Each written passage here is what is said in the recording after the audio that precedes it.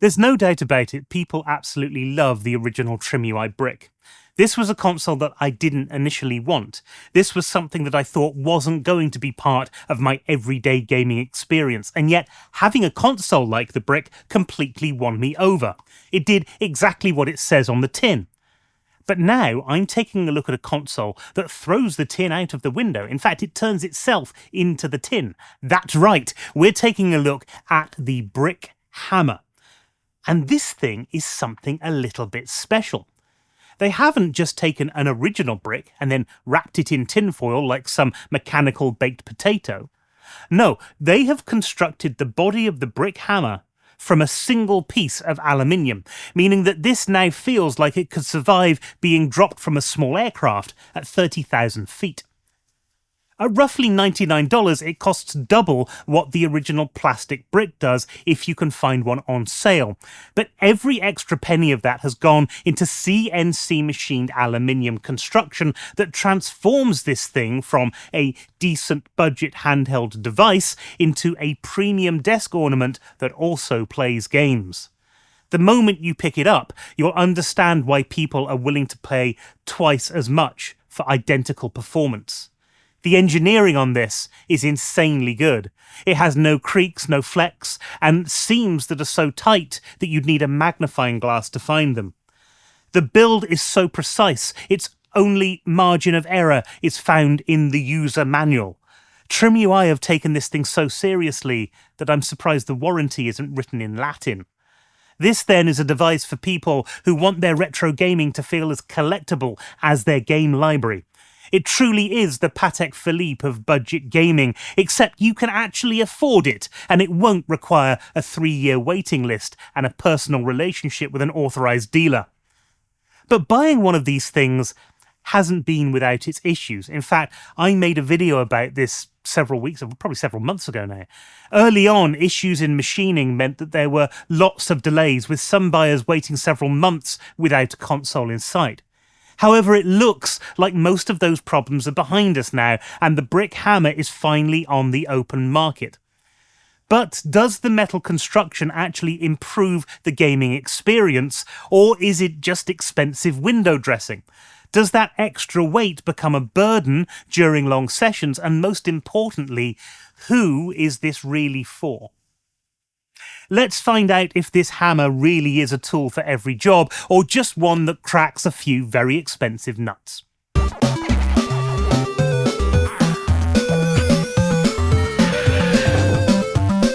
Now, before I start, I've got to mention something. This is actually the second time that I've started to record this video. In fact, I've recorded all of this video once already and then edited it, and then something happened, which meant I had to tweak some of the bits of the script and insert a few different versions of the console into the B-roll. See, I got contacted by TrimUI Store, and this is the first time that this has happened to me on this channel. A company reaching out and saying, hey, would you like to take a look at some of our units? And so naturally, I jumped at the chance. This is my original brick. I got the gunmetal grey one, and I am really pleased with it. I've had it for a few months, and the bulk of this review is based on my time with this unit. I've also been sent these 2 units, and these are the new colours that are available right now, the black and silver variants. And whilst I've installed newly on my grey unit, these 2 have the stock firmware on them, which I've been putting through its paces as well. But I have to add a little bit of a disclaimer here too, because even though I've been sent these units, that's not coloured my review of this device in any way. In fact, you will be able to find posts from a couple of months back before I was contacted saying how much I love this thing, because I really do like this device. But I think that it's important, that these opinions are my own. I haven't been coerced at gunpoint into giving some good review. I retain complete editorial control, and nobody other than my long-suffering mother will get to see any of this video before it goes live. So, what have we got here? Well, the defining feature of the Brick Hammer is the CNC machined aluminium construction. It's, I suppose, the equivalent of moving from a stamped, sealed watch case to a hand-finished precious metal one. You've got 3 original colours, which are grey, pink and green, and actually the grey and pink ones I think look really nice. The green one to me looked a little bit garish in the photos, but I've not seen it in real life. Added to that are these 2 new variants, which are black and silver, and you've got quite a nice lineup of colours. For me, however, I would have loved to have seen the red and the purple options that you have with the original brick transformed into these metal cases, because those 2 were incredibly popular colours. In fact, I bought the red one because everybody else seemed to have bought the purple one, and yet so many people online were saying that they liked the red one instead.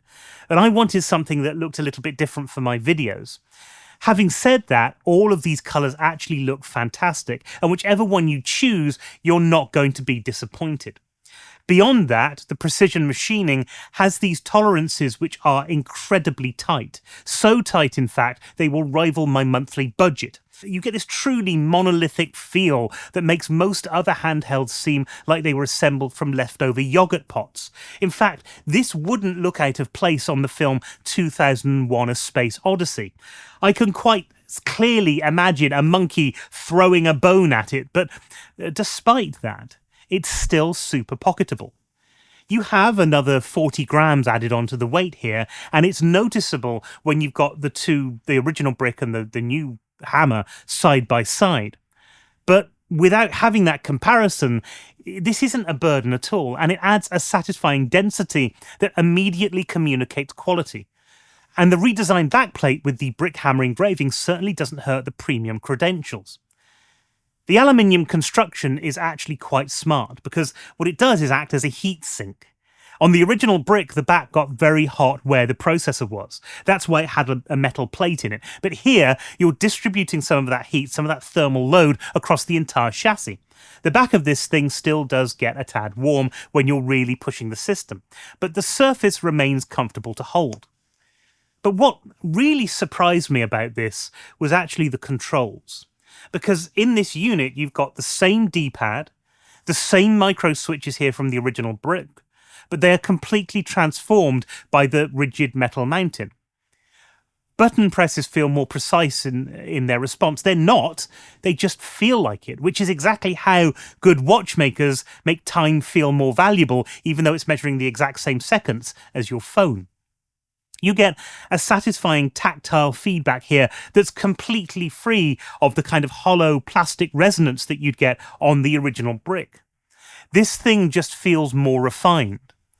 One thing they've kept from the original is the interchangeable shoulder buttons, and I think that's a really lovely touch. You get multiple sets included in the pack, and you can also get some third-party sets from various retailers online as well. But here, the metal frame again comes into play because it makes these swaps feel like a proper upgrade rather than a compromise. Each of these buttons feels secure and responsive. They are noticeably tighter on the hammer than on the original brick, leaving you confident that they're not just going to, shoot across the room every time you try to pull them out of your jeans pocket. And I have to say, having this metal body makes everything stand out just that little bit more.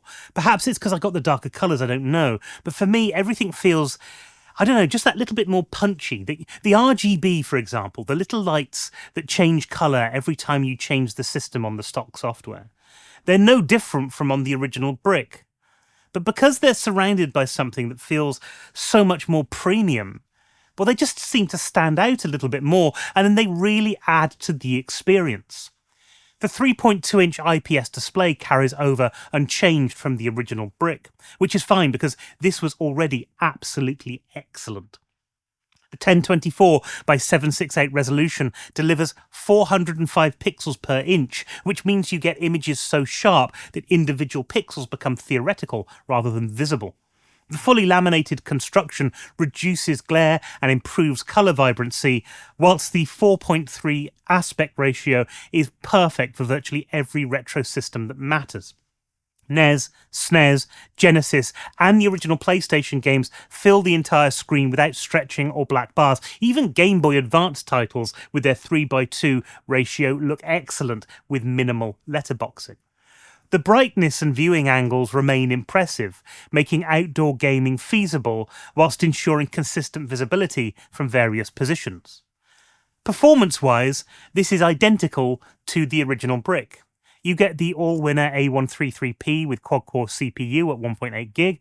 That's supported by a 1 GHz of LPDDR3 RAM and 8 GB of internal storage expandable via microSD up to 1 TB. You're not paying for a better engine here, you're paying for a better case. And the great thing is, even though these specs aren't top of the line anymore, we know that this delivers rock-solid performance for 8-bit and 16-bit systems, for the NES, the SNES, the Genesis, the TurboGrafx, the complete Game Boy family. They all run perfectly smooth. The sweet spot extends through to the original PlayStation, where the vast majority of that console's catalogue will run excellently. This is almost ideal for those classic 3D adventures, although it has the ability to emulate one analog stick, so there are a few games like Ape Escape where you just can't play on this thing because you're missing that second analog stick. Beyond PlayStation, things become more optimistic than realistic. I wouldn't buy this to play Dreamcast games or N64 titles, because it can run some of them. PSP is basically a no-go here, but it can run some of those other ones. It won't run all of them, and it might not run the one that you want. Software-wise, this is a bit of a mixed bag out of the box. The stock firmware is functional, it looks premium, but it's actually quite basic. And when you pair that with what feels like a premium device in other places, sometimes it can feel like a little bit of a letdown. The good news is that there is an excellent community of just wonderful people out there. There's a ton of support out there, outstanding custom firmware, things like MinUI, MuOS, NextUI, PackUI. They've all become favourites within the community. And the fact that the community is so involved means that you tend to get regular updates on these things, and you tend to be able to easily find solutions if you've got a problem. So if something doesn't have the feature that you want right now, maybe it will do in a few short days, weeks, or months. But my choice of operating system has been, for some time, Newly. I really like this OS. I've got it on all of my Ambonic devices so far, and it's one of those bits of software that seems to work out of the box. I found it to be a little less performant on the brick, but not enough to make me want to change to a different system. Beyond that, there's CrossMix, and actually there's no official release of CrossMix for the brick at the moment, but there are things that you can do to make it work.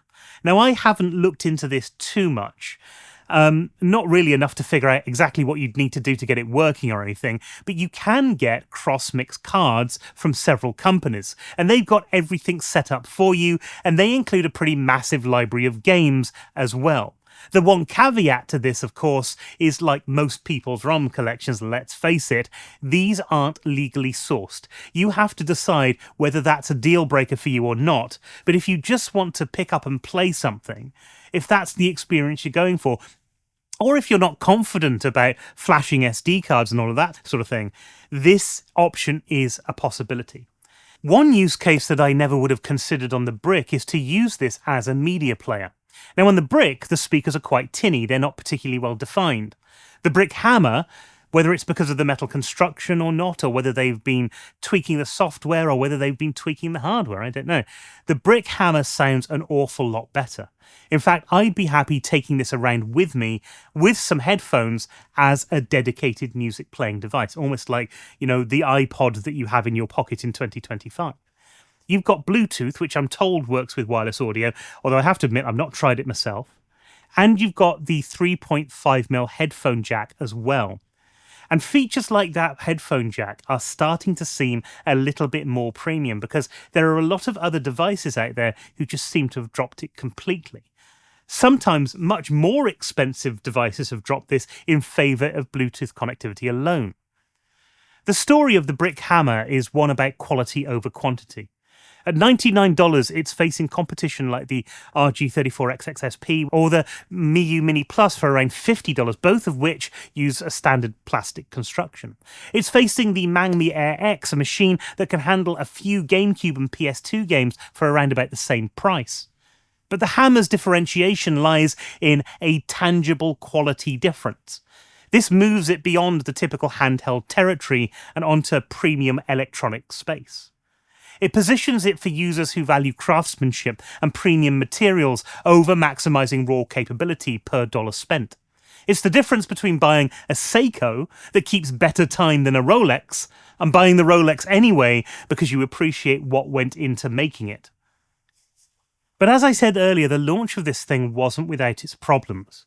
There have been issues with production that's left users waiting for several months to get their unit. Some were waiting so long that their pre-order became a retro collectible in its own right. Thankfully, this seems to have sorted itself out now, and you should be able to buy one with confidence.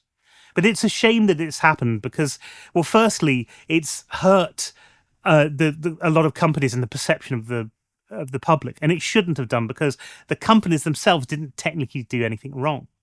But also, what TrimUI have done here is actually pretty special. They've transformed a pretty solid handheld that people already loved into a premium collectible that justifies the higher price just because of quality improvements alone. This is a distinct upgrade from the original without being technically more competent, but the Brick Hammer isn't going to be for everybody. There's going to be people out there who absolutely love this thing, and there's going to be people who might get it and feel that it just wasn't worth the extra money. But that's kind of the point. This is for somebody who values desk-worthy, cool-to-the-touch premium collectibles. And somebody who appreciates the difference that craftsmanship makes in day-to-day use of technology. And if that's not you, well, that's fine. If you want identical gaming performance in a perfectly competent plastic package, well, why not take a look at my TrimUI Brick video? But what this new device seems to show us is that sometimes the most satisfying technology investments are the ones that you can appreciate every time you look at them and pick them up. That's what I think, anyway. I'd love to know what you think about this device in the comments below. I'd love to hear your thoughts on premium materials versus raw performance. Are you going to be picking one of these up? Have you got yours already? And what did you think about it? The conversation continues in the comments, but that's it for this video. And if you've enjoyed this, please consider subscribing and leaving a like. And until we fall into the retro world once more, the only thing left to do is to wish you happy gaming.